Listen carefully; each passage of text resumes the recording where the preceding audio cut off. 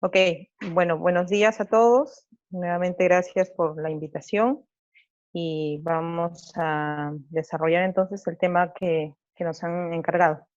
Vamos a conversar un poco de la atención del recién nacido en sospecha de COVID-19, básicamente para trasladar un poco la experiencia de lo que venimos haciendo en el Revalidati. Y bueno, esta charla la hicimos hace una semana, un poco más, y claro, con lo que estamos viviendo, pues han salido nuevas publicaciones en el lapso de unos cuantos días, y una de las cosas que además tenemos ahora para lo que es de salud es la publicación de dos directivas que las vamos a mostrar aquí ahora, ¿no? Que son la de manejo del parto en pandemia y el manejo de la gestante y el recién nacido.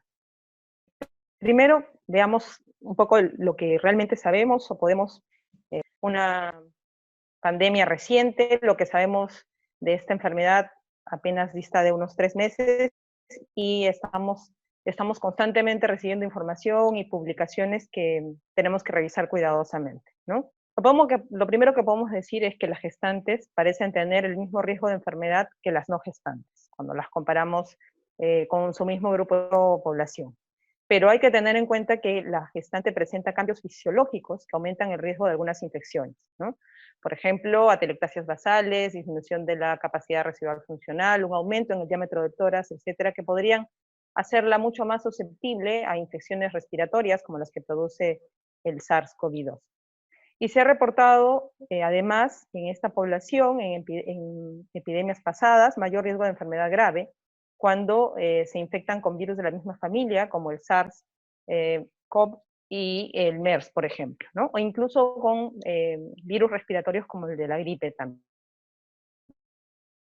Por otro lado, el riesgo de transmisión vertical o periparto, a las luces de las evidencias, parece ser muy limitado o cada vez con mayor tendencia a afirmar que podría ser inexistente. Pero no debemos de perder de vista que, al igual que el resto de la población, el recién nacido es susceptible de enfermar después del nacimiento y que puede haber una transmisión horizontal en este bebé. Entonces, nuestro interés debe ser preocuparnos no solamente por la posibilidad de descartar la transmisión vertical, sino también asegurar que este recién nacido no contraiga la infección posteriormente al nacimiento. Hasta ahora, un número muy pequeño de recién nacidos ha dado positivo al virus poco después del nacimiento, ¿no? Los reportes iniciales iban a 30 horas, hace poco un reporte nacional, una publicación nacional, nos hablaba de una detección más temprana, antes de las 24 horas, a las 16 horas, que ustedes de repente conocen, publicada de una gestante atendida en la clínica angloamericana. Sin embargo, el caso perdió fuerza de transmisión vertical en la medida que las serologías realizadas hasta el momento continúan siendo negativas, ¿no? Y en el caso de la almenaga, que les comentaba en la charla anterior, que hubo una detección de hisopado positivo a las 12 horas de vida, lamentablemente la falta de seguimiento del caso nos ha hecho, bueno, quedarnos ahí, ¿no? Porque no se hizo un segundo hisopado todavía o no conocemos del mismo, y la serología que fue reportada como positiva, pues fue una serología positiva para IgG, lo cual no necesariamente nos habla de una transmisión vertical. Entonces, el resto de casos publicados, pues básicamente son reportes más de la patología asociada por el hecho de la condición obstétrica, que el bebé nació prematuro, etcétera, más que los reales casos positivos que se hayan podido demostrar, ¿no? Sin embargo, hay una población que sí interesa y que la publicación de repente todavía está incipiente, pero que puede ir apareciendo, y es los recién nacidos que se contagian después del contexto del periparto, ¿no? El virus no se ha detectado en líquido amniótico, en leche materna u otras muestras maternas, aunque es válido también decir que las publicaciones al respecto son escasas, ¿no? Llegando apenas a un número de 9 o 10 muestras analizadas, ¿no? La siguiente. De la transmisión vertical, entonces, deberíamos recordar algunas cosas, que generalmente ocurre durante la vida intrauterina a través de la placenta, o durante el parto por ingestión o aspiración de secreciones cérvico-vaginales, y en el periodo posparto a través de la lactancia. Entonces, de esto no hemos logrado demostrar la presencia de virus, ni en placenta, ni en sangre de cordón, ni en líquido amniótico, ni en leche materna. La inmunoglobulina G como ustedes saben, es un anticuerpo que se transfiere pasivamente a través de la placenta de la madre al feto a partir del final del segundo trimestre y alcanza niveles más altos al momento del nacimiento. La inmunoglobulina M generalmente no se transfiere a la madre del feto debido a su estructura macromolecular más grande. Estas dos cosas es importante tenerla en cuenta cuando hacemos la interpretación de las pruebas serológicas que eventualmente se le puedan realizar al recién nacido, ¿no? Aquí un caso de ejemplo nacional, por ejemplo, la afirmación inicial de Salud Moyobamba cuando anunciaron la transmisión vertical de un bebé, y bueno, lo que podríamos definir del caso de una mamá con IgG positivo y un bebé con prueba rápida de IgG positivo es pues a lo más que ha habido una transmisión de anticuerpos maternos en una gestante que probablemente haya tenido o ya haya superado la infección por COVID-19. La siguiente. Con respecto a la inmunoglobulina M, hay uno de los trabajos recientemente publicados en el JAMA, en el cual se planteaba la posibilidad de una transmisión vertical, pues tenemos que tener en cuenta algunas observaciones, ¿no? Primero, que las placentas de mujeres convalecientes por infección SARS-CoV en el tercer trimestre del embarazo se ha demostrado que pueden tener pesos y patologías anormales. Esta lesión o esta alteración de la placenta eventualmente podría ser una causa por la cual los anticuerpos tipo inmunoglobulina M logren pasar la placenta. Los casos reportados en la literatura con serología positiva no han reportado resultados positivos de la PCR. Puntual este caso de JAMA, que se encontraba serología positiva, pero el bebé nunca dio un hisopado positivo, ¿no? Y tampoco hizo síntomas de enfermedad. No hay evidencia virológica de la infección congénita que respalde la sugerencia serológica de transmisión in útero.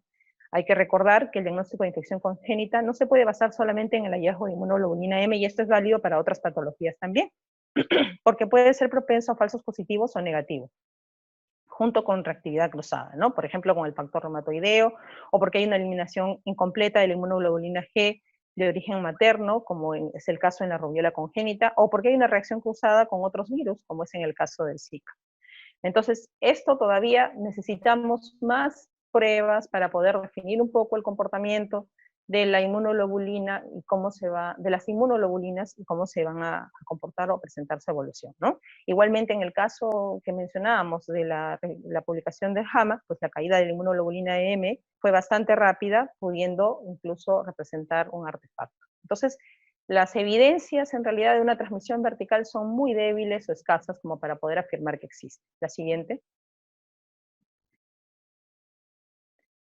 Lo que sí debiéramos tener en cuenta es que, si bien las gestantes no parecen estar afectadas de diferente manera que las mujeres no gestantes por COVID, y tampoco se ha logrado evidenciar, o en el reporte de los casos se ha logrado evidenciar que el COVID sea una causa de inicio de trabajo de parto prematuro, en sí, por la infección de COVID, sí se ha demostrado en las diferentes series de publicación de gestantes que el deterioro respiratorio o el deterioro de la misma enfermedad es una causa importante por la cual se decide la interrupción del embarazo, y por lo general a través de una cesárea, porque las pacientes se encuentran en insuficiencia respiratoria. Entonces, esta interrupción del embarazo, ¿no?, y el hecho de nacer por cesárea es lo que puede condicionar problemas para el recién nacido que se derivan en sí de la patología obstétrica, ¿no? Ya sea nacer prematuro, porque se produzca una ruptura prematura de membranas, porque la mamá requirió sedación o algún tipo de ventilación mecánica antes de la cirugía o de la cesárea. Entonces, añade comorbilidad al recién nacido, no necesariamente porque se infectó por COVID, puesto que los reportes de casos, los COVID positivos, pues son muy escasos, sino en sí porque el recién nacido presenta patología secundaria a esta condición obstétrica. Otro punto a tener en cuenta que es de mucha importancia es el papel de los corticoides, ¿no? Probablemente la corticoterapia todavía no está muy bien definida o clara en lo que es el tratamiento del SARS-CoV-2, pero lo que sí conocemos nosotros como neonatólogos es que la corticoterapia está ampliamente probada y es útil para la maduración pulmonar y disminuir la comorbilidad y mortalidad del recién nacido prematuro. Entonces, es importante que nosotros, cuando participemos en las juntas médicas de las decisiones a tomar para estas gestantes, nos preocupemos o aseguremos, ¿sí?, que haya la administración de este mismo en las gestantes, principalmente entre las 24 y 34 semanas, si es que ya el equipo que está manejando la gestante está contemplando la posibilidad de culminar la gestación. Entonces, es importante que ellas reciban maduración pulmonar porque esto va a disminuir las complicaciones del recién nacido. La literatura científica, si bien es abundante para COVID-19, es aún escasa para el binomio madre recién nacido, ¿no? Cada vez tenemos un poco más de publicaciones, pero hay que recordar que estas publicaciones, pues en la mayoría de sus veces no están aún revisadas por pares o están pendientes de revisión, se han soltado para poder leerlas, para poder tener información disponible, pero debemos nosotros tener un juicio crítico al momento de leerlas o interpretarlas. La siguiente. La siguiente, por favor. Entonces, ya entrando un poco al protocolo que nosotros estamos usando en lo que es el Revaliati y que sirvió un poco de base para la realización del protocolo que se está rigiendo para salud, vamos a entrar primero definiendo los casos, ¿no? ¿Qué es un caso neonatal posible? Pues es un recién nacido de madre con antecedente de infección respiratoria desde los 14 días antes del parto o que haya tenido contacto cercano con alguien con COVID-19 probable o confirmado, incluida la madre, ¿no? Entonces el bebé, estamos abarcando la posibilidad de que pudiera eventualmente haber una transmisión vertical o los bebés que puedan ser contagiados de manera horizontal en el transcurso de esta pandemia. Un caso neonatal confirmado será aquel que, reuniendo las características antes mencionadas, pues resulta con un resultado, una prueba confirmatoria positiva. Y un caso por transmisión vertical, que creo que es importante intentar definir, es aquel recién nacido, hijo de madre con infección confirmada de COVID-19, al que se le realiza una prueba con resultado positivo, una prueba rápida con resultado positivo, y una prueba molecular para COVID-19 positiva, tomando inmediatamente al nacer por hisopado nasofaríngeo. Sangre de cordón umbilical, muestra de líquido amniótico y placenta, ¿no? Cuando hablamos de transmisión vertical es importante ampliar el panorama de las muestras que debiéramos de tomar para hacer tal afirmación. La siguiente. Ahora sí, ya adentrándonos un poco en el fluxograma que se ha aprobado para nuestra institución, nosotros como neonatólogos pues siempre estamos unidos, ¿no?, a lo que es el trabajo con el ginecólogo. Entonces tenemos que enfocar siempre al binomio, no podemos enfocar solamente al recién nacido. ¿Qué es lo que está planteando la institución y qué es lo que se viene haciendo también en el Revaliati? Pues toda gestante que llega en trabajo de parto con o sin síntomas, se le realiza una primera prueba rápida para definir su condición, ¿no? Si es positiva, pues va a ser tratada como una paciente COVID positivo, la atención del parto o cesárea, según la condición de la paciente, será bajo todas las condiciones estrictas de bioseguridad. Inicialmente lo hacíamos en área COVID, probablemente, ya que la enfermedad va en avance y cada vez tenemos más casos, probablemente vamos a tener, que era algo ideal y que, bueno, lamentablemente se ha hecho un poco a la fuerza, pero es algo que nosotros planteamos desde un inicio, que es tener un área diferenciada para lo que es la atención del binomio madre y niño, ¿no? Y no necesariamente junto con el resto de pacientes del área COVID por la misma naturaleza diferente de esta atención. Entonces, la gestante y el parto debe ser atendido bajo estas condiciones de seguridad. Si la paciente, al contrario, la gestante sale negativo, pues habría que analizar dos escenarios, ¿no? Si es sintomática respiratoria, pues tiene que seguir siendo considerada como una sospecha de caso COVID y por lo tanto se tomarán las medidas de bioseguridad adecuadas, porque podría tratarse de un caso positivo cuya serología aún no ha virado para ser positiva. Y como el hisopado no lo tendremos disponible hasta dentro de 48 o 72 horas, pues se toman las medidas de prevención adecuadas para transmisión tanto del recién nacido como del personal. Si el caso es negativo y la gestante es totalmente asintomática, pues entonces se procede a la atención del parto, cual lo haríamos dentro para una gestante que no tiene que no tiene la infección por COVID, ¿no? Dentro igual de las medidas que venimos tomando de manera general en el contexto de esta pandemia. La siguiente.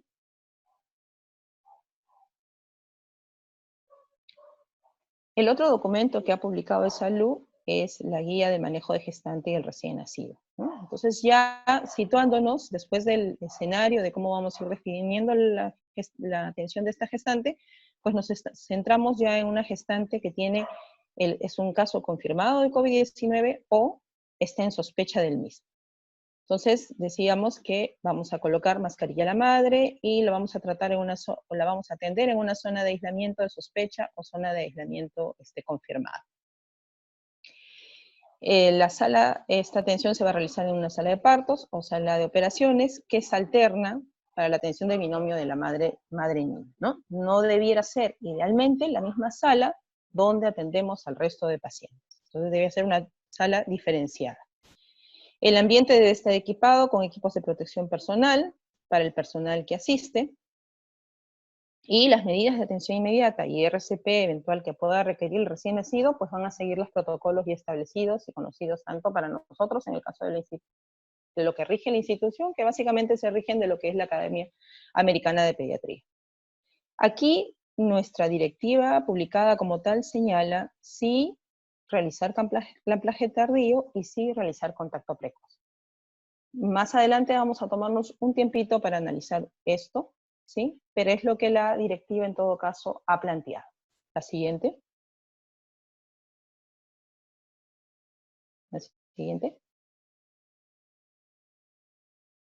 Entonces aquí vamos a hacer algunas observaciones, ¿no? El documento inicial, como lo discutimos en la clase pasada, que nosotros planteamos como servicio, no incluía el contacto precoz y el clampaje. Lo que decidimos fue el uso de un clampaje oportuno, ¿no? Que básicamente implica que el recién nacido haya establecido sus primeras respiraciones, establecido capacidad respirativa funcional, que haya recibido un flujo adecuado de sangre a partir de la placenta, y entonces a partir de ahí realizamos el clampaje. De ninguna manera el clampaje precipitado, inmediato tampoco, ¿no? Y el contacto precoz, pues lo habíamos limitado a la posibilidad de tener un ambiente adecuado, de tener EPPs y de tener personal suficiente. Entonces, el clampaje tardío, 1 minuto a 3, todavía podría ser algo eventualmente manejable dentro de este contexto en nuestras instituciones y con las limitaciones que ya todos estamos viviendo y que sabemos y conocemos. Pero el contacto precoz sí es algo que tendríamos que analizar un poquito más, puesto que el contacto piel a piel, tal como lo manda la directiva o la norma, implica un contacto de 30 minutos a 60 minutos, o incluso un poco más dentro de las directivas del Ministerio de Salud. Entonces, ¿qué limitaciones encontramos para hacer real esto? Que en el papel puede figurar, pero que en la práctica muchas veces es difícil de llevar a cabo. Primero, estamos con personal reducido, ¿no? Es una realidad que no solamente afecta al Hospital Revalidate, sino a todas las instituciones de salud. Un gran porcentaje de nuestra población, del personal de salud, tanto médicos como enfermeras, han tenido que ir a casa porque son susceptibles de enfermedad severa o grave por COVID-19. Esto ha reducido importantemente las personas con las que disponemos para realizar el trabajo y para realizar actividades como estas, que implican cierta vigilancia del recién nacido y de la madre en el puerperio inmediato. Otra cosa importante a tener en cuenta es si tenemos disponible, porque una sala de partos que sea individual y que tenga presión negativa, que es las características ideales cuando se trata de una gestante con COVID positivo, un caso confirmado. Muchas veces la disponibilidad de EPP es limitada, ¿no? Y de repente, con esto no quiero decir que a todos nos van a dar mamelucos y EPP completas, porque estas tienen que graduarse según el nivel de exposición, pero muchas veces no tenemos en algunos lugares ni siquiera para las mascarillas, ¿no? Entonces es importante que analicemos si tenemos la EPP completa. Y otro punto importante a tener en cuenta, sobre todo durante la posibilidad de un parto complicado, es que si hemos tenido posibilidad de ensayar la atención de estas gestantes y de estos recién nacidos con estos EPPs previamente, ¿no? Por esto que el manejo o los procedimientos que tenemos que hacer se dificultan con el uso de este material. Es también importante tener en cuenta que el contacto precoz de todas maneras aumenta el riesgo de exposición del recién nacido en un escenario de alto estrés materno y del personal, por evitar el contagio, ¿no? Estamos Es innegable, estresados todos, preocupados por que no se contagie nuestro recién nacido y que no nos contagiemos nosotros también durante la atención del parto. Y la mamá no es ajena a esta inquietud, a este estrés de que o sea, no hay una persona que quiera lo mejor para su recién nacido que la propia madre, ¿no? Entonces, ella también debe participar de manera informada de la decisión de si es posible y si es seguro hacer el contacto precoz para que ella también participe de si lo vamos a realizar o no. Entonces, como decía ahí, la madre siempre debe participar de esta decisión y esta debe ser de manera informada. Yo creo que una alternativa viable en sala de partos, como les decía, era un pisamiento oportuno, establecida la ventilación, la capacidad residual del recién nacido y un contacto con el vientre materno, obviamente previa higiene, el tiempo que esta adaptación pueda durar, ¿no? Y hay que ser también racionales en la interpretación de la prueba diagnóstica realizada, ¿no? Si yo tengo una gestante cuya única prueba realizada es una IgG que salió positiva y está totalmente asintomática, o sea, en esa gestante tendría que preguntarme yo si es realmente necesario aplicar toda esta separación y este estrés tanto de la madre del recién nacido. Distinto al escenario en el que tengo una madre con una prueba rápida, un hisopado nasofaríngeo positivo, sintomática, aunque sea leve, y que hacer el contacto precoz, pues probablemente sí significa un riesgo importante para el recién nacido de contagio o de transmisión horizontal. Entonces, debemos actuar con racionalidad, teniendo en cuenta los recursos con los que contamos, el conocimiento científico con el que contamos, y sin perder la humanidad por nuestros pacientes, ¿no? Que es realmente muy importante, hay que ponernos un poco en el zapato de estas mamás y analizar el contexto familiar de lo que significa tener tu bebé y que éste sea separado de ti sin que tengas ni siquiera la opción de verlo o de tener algún tipo de contacto con él, ¿no? La siguiente. Siguiente, por favor. Este otro cuadrito es ya para analizar el fluxograma de cómo vamos a dirigir a nuestro recién nacido, ¿no? Si nuestra madre si la gestante es una sospecha o un diagnóstico confirmado, pues el recién nacido se convierte automáticamente en un recién nacido con sospecha de COVID-19. Dos escenarios son posibles. El recién nacido que recibimos durante la atención inmediata y aquel recién nacido que acude a la emergencia, ya sea por sintomatología asociada a la posibilidad de contagio de COVID-19 o por cualquier otra causa, por ejemplo, una hiperbilirrubinemia, una deshidratación hipernatrémica, etcétera, pero que tiene un cuidador o ya sea la madre u otra persona que es positiva para infección por COVID-19.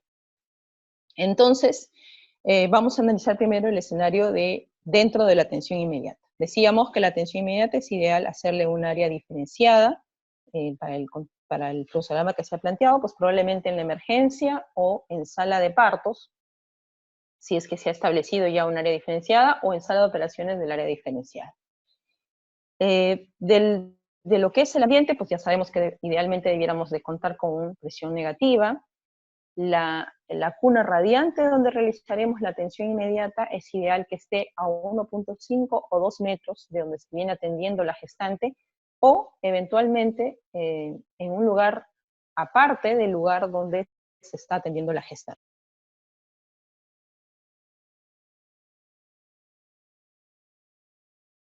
¿No? Hay algunas instituciones que ya realizaban esto porque las salas de operaciones eran muy pequeñas.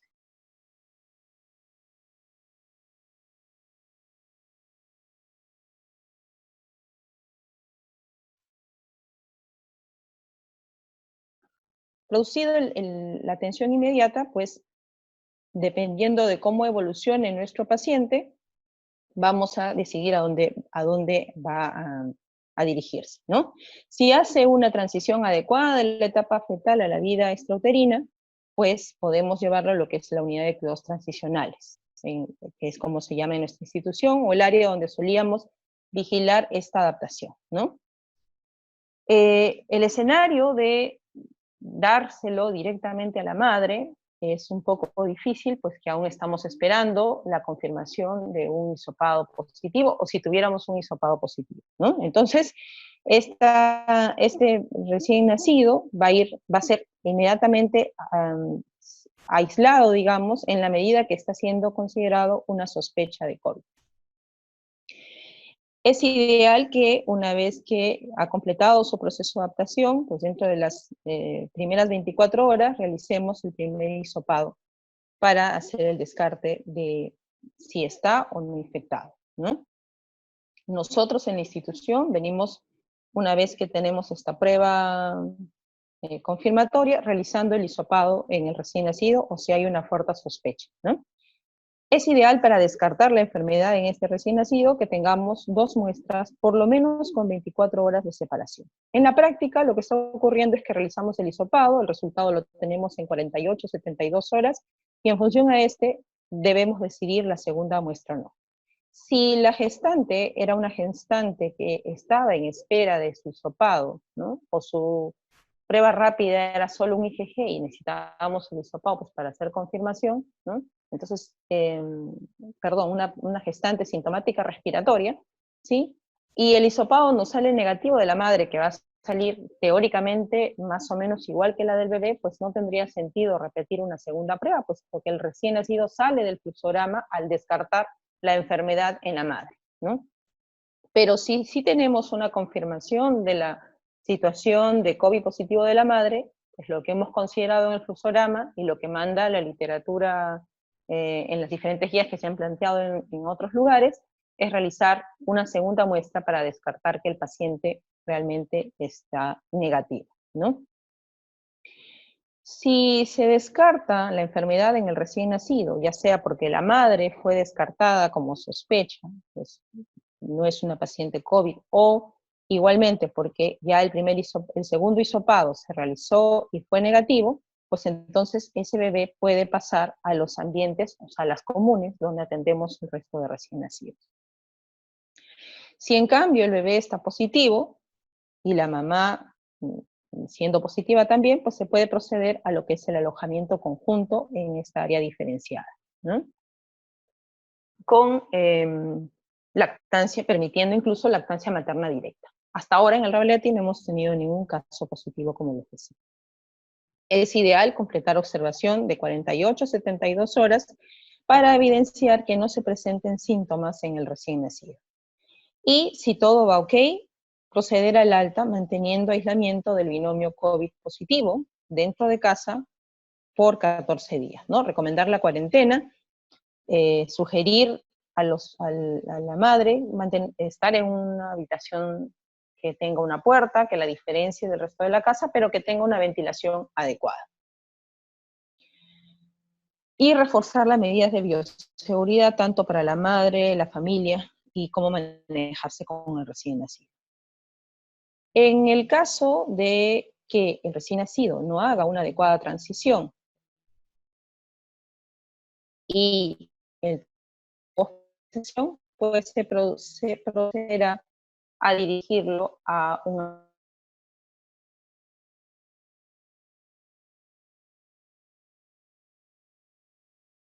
negativa, toda vez que esté recién nacido es susceptible de requerir algún tipo de soporte respiratorio. Igualmente se va a proceder a hacer la toma de muestras y si el recién nacido resulta negativo, pues se procederá a pasarlo a lo que es una sala común.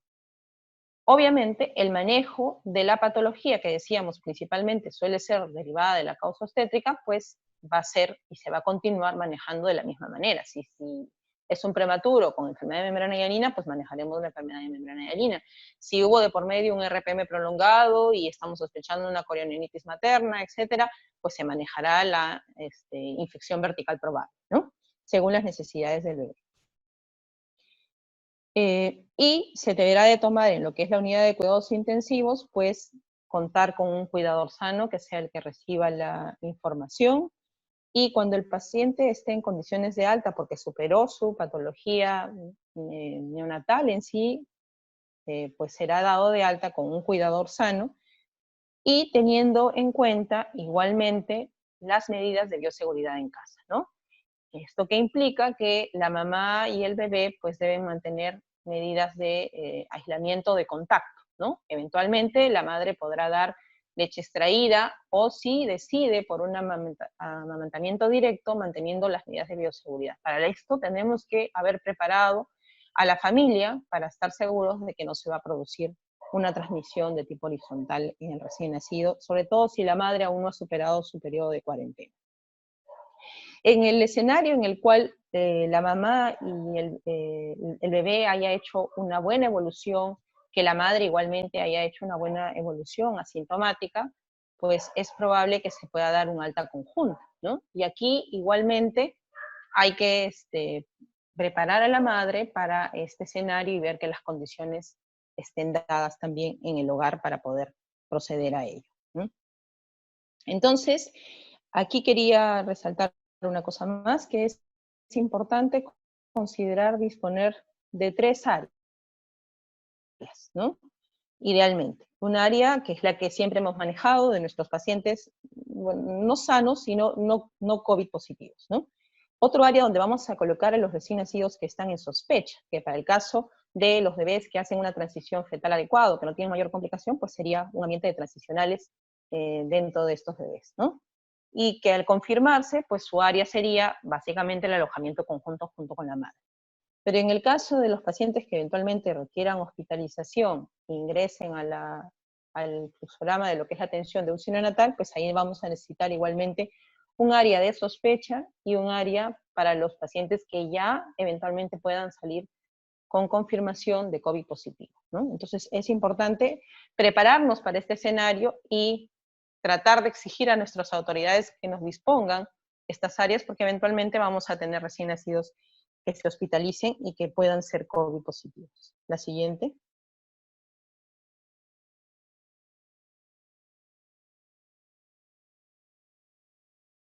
La siguiente. Entonces creo que revisado el fluxograma y a la luz de todos los casos que ya venimos viendo en el Revaliati, pues nos empezamos a plantear algunas dudas, ¿no? Al inicio, en el Revaliati, empezamos con el área de COVID diferenciada para adultos. Ahí se han realizado las primeras atenciones de parto de estas gestantes COVID positivo. La primera de ellas requirió incluso UCI y estas gestantes estuvieron quedándose hospitalizadas en el área COVID, ya sea porque requirieron UCI o luego de superar su necesidad de UCI fueron trasladadas a la villa, o si estaban totalmente asintomáticas y con una buena evolución fueron dadas de alta del área COVID hacia sus casas. Entonces, nosotros, el área COVID, recuerden, está en la emergencia, en el lado de la emergencia antigua y ahora ya extendida hacia el CELIN. Y los que conocen el Revaliati, pues saben que el hospital es inmenso y estas áreas están prácticamente separadas de lo que es el edificio antiguo. La unidad de cuidados intensivos neonatales, así como el área de cuidados transicionales neonatales, está ubicado en el edificio antiguo. Entonces, la separación era física, real, estuviéramos o no de acuerdo, y eso hacía que por el momento no tuviéramos que pensar mucho en la posibilidad de un alojamiento conjunto, puesto que las condiciones no estaban dadas porque todo se iba implementando en este momento, ¿no? Pero actualmente ya la capacidad del área COVID ha sido rebasada. Y las gestantes vienen, las que se vienen presentando, pues en su mayoría están asintomáticas o con sintomatología leve, tal como lo describe la literatura, con poco requerimiento de un área de cuidados intensivos o de apoyo respiratorio adicional.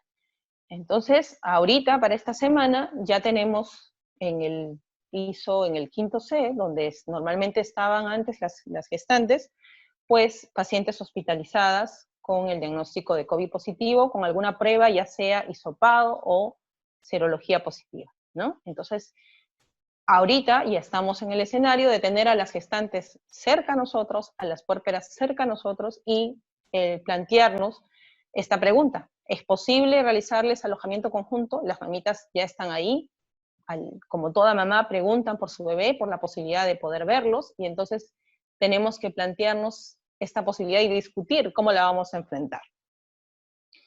Entonces, para el alojamiento conjunto, yo creo que deberíamos de tener en cuenta lo siguiente. En el caso de madres con COVID-19 confirmados, ¿no?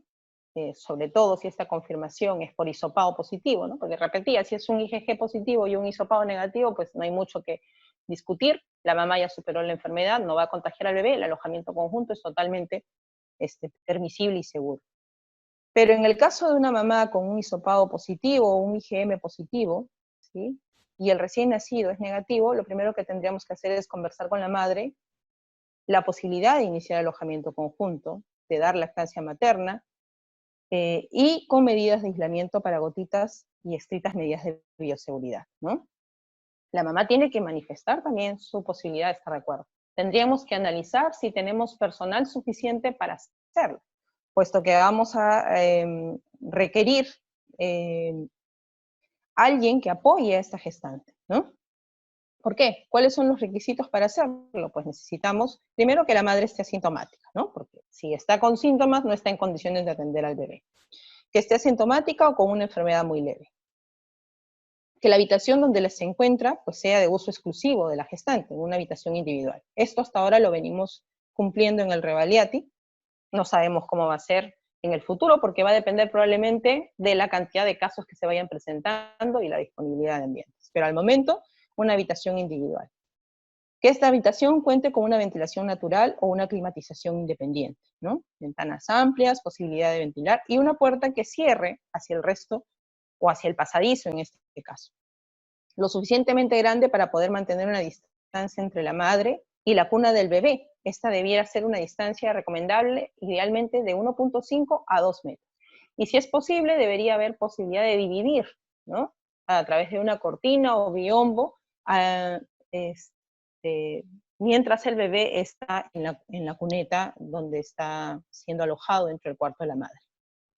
Es ideal la presencia de un cuidador sano o un personal de salud con EPP, obviamente, para las características de esta gestante, ¿no? Que está asintomática y emisión.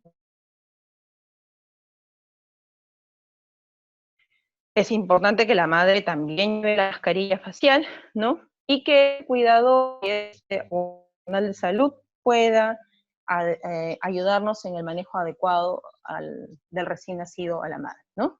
Ya sea para la manipulación durante la lactancia o para la posibilidad de dar leche materna extraída. Entonces, todas esas condiciones son necesarias y en la práctica probablemente muy poco difíciles de realizar dentro del contexto de lo que estamos viviendo ahorita. Pero si existe la posibilidad de hacerlo, pues es lo que podríamos tener en cuenta. La siguiente.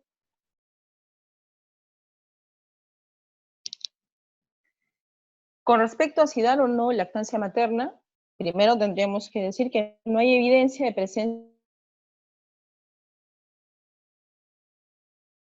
del virus en la leche materna. En los estudios que se han realizado hasta lo que sabemos, y sabemos, principalmente inmunoglobulina A, estos todavía no se han estudiado para lo que es COVID-19, pero entonces podríamos deducir que es potencialmente, podría ser de gran utilidad porque podría tener anticuerpos anti-COVID-19, ¿no? Si una madre infectada con COVID-19 o con sospecha se aloja en la misma habitación de su bebé y la madre desea amamantar, debe ponerse una máscara facial y practicar la higiene de las manos y mamas antes de cada alimentación. Y es importante que les entrenemos, ¿no? No hay una persona que vaya a querer cuidar mejor a su bebé que la propia madre, ¿no?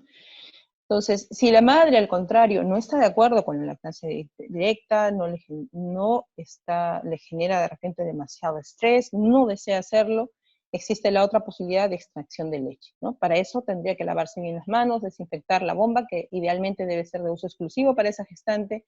Un cuidador sano debe alimentar al niño y no es preciso pasteurizar la leche que se está extrayendo, ¿no? Igual estas recomendaciones, pues cada uno debiera de situarla en la posibilidad de lo que tiene en su centro, como para poder realizarlas o llevarlas a cabo. Lo que es sin duda importante es permitir una decisión materna informada y que esta decisión, la que la madre tome, pues la podamos asistir de manera profesional, ¿no? Dándole todas las condiciones para que se realicen de la mejor manera o la tranquilidad de que la decisión que ha tomado está correcta. En este cuadrito les voy a mostrar los casos que se vienen dando en el Revalidati, ¿sí?, hasta la fecha, ¿no? Como ven ahí, son actualmente 8 los recién nacidos que han nacido de madres en los cuales se confirmó la infección por COVID-19, ¿no? En este transcurso del mes hemos tenido muchísimos más que han ingresado por la posibilidad de sospecha de la madre, pero que luego han sido retirados o no están presentes en este cuadrito porque finalmente la enfermedad en la madre no se demostró. Entonces, como ven ustedes, al momento, ¿sí?, están negativos, bueno, ahí el cuadrito nos ha faltado actualizarlo, pero están negativos hasta el penúltimo bebé, ¿sí? Los dos bebés últimos que se mencionan en la serie, también hoy día justo ha salido el resultado, ha salido negativo. Aún nos falta el último bebé confirmar su serología porque aún está pendiente. La mayoría de bebés, como ustedes ven, nacieron por cesárea. Todas las cesáreas o la decisión de cesárea se debieron a una causa obstétrica, ya sea porque eran cesáreas anteriores, porque había algún signo de sufrimiento fetal, o como en el primer caso, que fue probablemente el primer caso a nivel nacional, hijo de madre COVID, que se decidió la cesárea porque era una de 32 semanas con insuficiencia respiratoria de un prematuro de 32 semanas. De este grupo de gestantes solo hemos tenido un parto vaginal, la madre fue IgG positivo, no tuvo hisopado positivo, ¿no? Y el resto, como ven, fueron cesáreas. A esta área han ingresado otros bebés más, nacidos por parto vaginal, pero que las madres quedaron solamente en sospecha, ¿no? Como ven, los pesos son variables, excepto por el bebé prematuro, que nació de 1.775 gramos. Casi todos los recién nacidos de la serie son varones. Bueno, eso seguramente se va a ir equiparando a medida que vayamos teniendo más casos, ¿no? El primer caso, que fue el caso que probablemente enseñó diferente, ¿no? Les voy a contar brevemente cómo fue. Una gestante de 32 semanas con una insuficiencia respiratoria que fue progresando.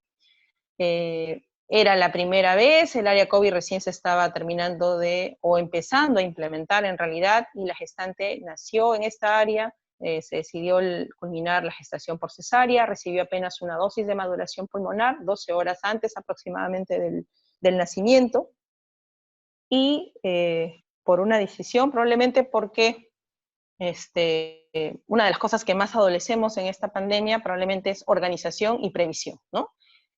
A veces sentimos que nuestras autoridades, y no por ello tampoco nos vamos a excluir nosotros, vamos actuando un poco a medida que se presentan las cosas y no de la manera correcta, que sería preveyendo la posibilidad de que se presente.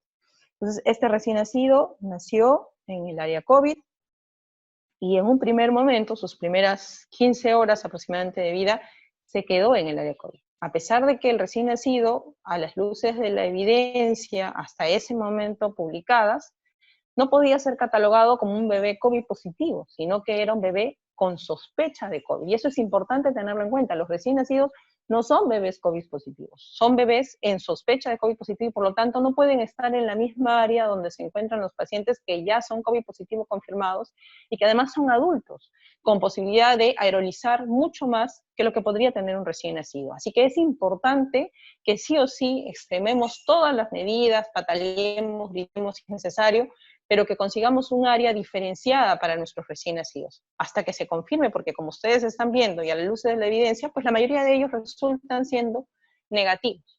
Entonces no tiene sentido la exposición. Cierto que este bebé se alojó en una incubadora cerrada, dentro del área, un cuarto que tenía presión negativa, eso totalmente hay que reconocerlo, y se manifestó en el hecho de que el recién nacido jamás se contagia, ¿no? Y ya aproximadamente a las 15 horas después de una mejor organización, el recién nacido fue trasladado en una incubadora de transporte, como corresponde, a la que venimos utilizando. Muy bien, la siguiente.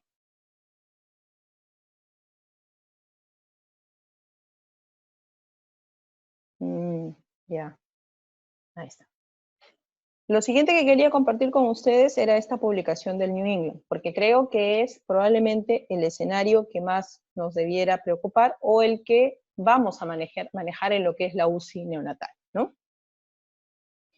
Entonces, esta publicación de New England es un recién nacido de 36 semanas, con 3 semanas de vida, 21 días estimo, ¿sí? Que se presenta o se hospitaliza o se presenta en el hospital por un cuadro de sepsis tardía, ¿no? Recién bien nacido se presenta con un cuadro inicial de hipotermia, taquicardia, ¿no? Y de saturación. Saturaba 87% al momento del ingreso. Como ustedes ven, la primera radiografía pues muestra una imagen de condensación y de pequeños infiltrados. Es ingresado o transferido del hospital donde es atendido inicialmente a una UCI pediátrica, no una UCI neonatal, donde se decide la intubación, ¿no? El paciente tenía contacto con sintomáticos respiratorios, pero en la descripción del caso no se describe que le hayan realizado finalmente pruebas confirmatorias a ninguno de sus contactos, ¿no? No les realizaron, es lo que dice el artículo. El paciente es intubado, ahí ven ustedes la evolución radiológica, le toman el hisopado para COVID positivo, para COVID, perdón, que lo tienen aproximadamente al 5º o 7º día positivo, ¿no? Pero los exámenes iniciales que ellos toman, pues salen negativos para lo que es una infección vertical, entiendo, realizan el hemocultivo, probablemente las siguientes pruebas confirmatorias, y definen que no se trata de una sepsis o una neumonía o de una infección bacteriana, digamos, y deciden suspender el tratamiento antibiótico inicial, ¿no? Y ante la sospecha o la fuerte posibilidad de un COVID positivo, deciden instalar tratamiento con hidroxicloroquina y acitromicina. El manejo ventilatorio, de repente los neonatólogos podríamos discutir aquí lo que los intensivistas pediatras de ese lugar decidieron. El paciente evoluciona con un neumotórax, vale la pena decir que según el artículo estuvo manejado con un PEP de 7, con una MAP de 22, que es bastante alta para manejo de ventilación convencional en un recién nacido. Pero en todo caso, lo cierto es que el bebé está siendo reportado como un caso de COVID positivo, diagnosticado por hisopado, con un compromiso pulmonar, que evolucionó relativamente rápido y favorablemente, ¿no? Dentro de lo esperado, incluso para el hecho de que realizó un hemotórax, que tendríamos que valorar, no hemos estado ahí obviamente, pero sí también estuvo asociado al tipo o manejo de ventilación que se decidió, ¿no? En el cuadrito del costado ustedes pueden ver ahí lo que han publicado de los resultados obtenidos, ¿no? El AGA inicial probablemente es con una acidosis respiratoria, y el AGA a las 3 horas persiste la acidosis respiratoria con algo de hiperoxemia, ¿no? Lo que nos habla de un AGA con sobredistensión. En todo caso, la evolución, si bien el paciente requirió UCI, fue una evolución favorable, relativamente rápida, que ojalá, si nos toca ver, también esperemos que se comporten los recién nacidos. Entonces, yo creo que este es el paciente que probablemente vamos a tener que estar mucho más atentos, sobre todo si las posibilidades de mantener una separación o evitar entre el recién nacido y sus posibles cuidadores enfermos se ve muy limitada en las condiciones, ¿no? Por la naturaleza de salud que tenemos en los diferentes hospitales. Creo que el manejo, pues básicamente va a ser manejar la ventilación tal como la conocemos, o como lo haríamos en un recién nacido, y probablemente medicina es un medicamento que hemos usado también en recién nacidos, iremos seguramente dilucidando si lo vamos a utilizar o no, pero debiéramos irnos por el manejo de lo que conocemos, ¿no? Entonces, este es el paciente que de repente en las siguientes semanas, a medida que avance esto, podamos también irnos topando con este tipo de casos. Recordar que si bien la población pediátrica está menos afectada frecuentemente por lo que es COVID-19, los reportes también señalan que justamente los lactantes, los menores de 1 año, son los que son más susceptibles de hacer enfermedad que requiere hospitalización y que requiere cuidados intensivos. Y en esa población, los lactantes que tienen alguna patología acompañante o pulmonar condicional, ¿no? Y en el caso de nosotros los recién nacidos, una de las patologías que siempre está dándonos dolor de cabeza, pues son las displasias broncopulmonares. Entonces tendríamos que tener mucho cuidado con esta población que está hospitalizada y que se puede contagiar no necesariamente o únicamente de los padres, sino que también podría contagiarse en principio a partir de nosotros que somos su personal de salud. Entonces, y que probablemente la evolución pues sea sea peor que en un recién nacido previamente sano que se contagia de manera en la comunidad. Entonces, son los aspectos que probablemente vamos a tener que tener en cuenta y que seguro iremos discutiendo o enfrentando más adelante a medida que esto vaya avanzando. Muy bien, la siguiente, creo que... La siguiente. Sí, ahí terminamos. Ahí terminamos. Bueno, entonces, quería agradecerles por haberse tomado este tiempo para intercambiar información, a pesar de que estamos todos abrumados con lo que significa la pandemia, ¿no? Y instarles a que siempre tratemos de dar lo mejor de nosotros.